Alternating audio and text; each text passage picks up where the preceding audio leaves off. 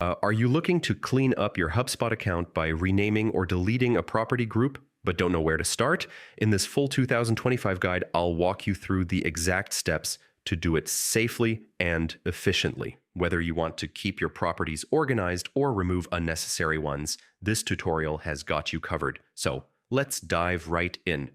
Access your HubSpot account.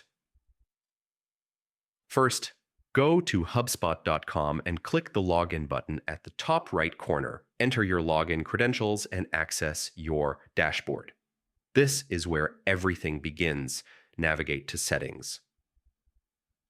Once logged in, head to the Settings icon in the upper right section of your dashboard. Click it to open the Settings panel. Locate Properties.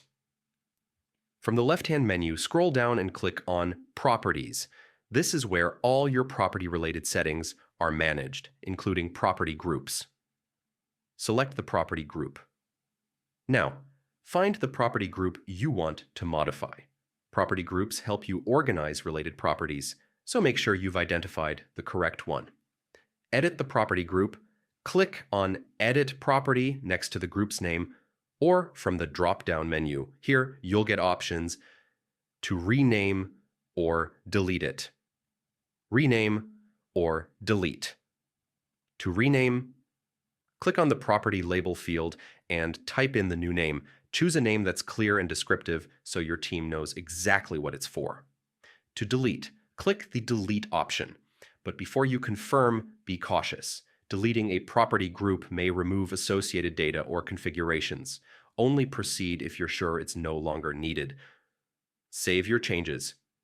Once you've renamed or confirmed deletion, click Save to apply your changes. Your HubSpot system will now reflect the updated settings. And that's it.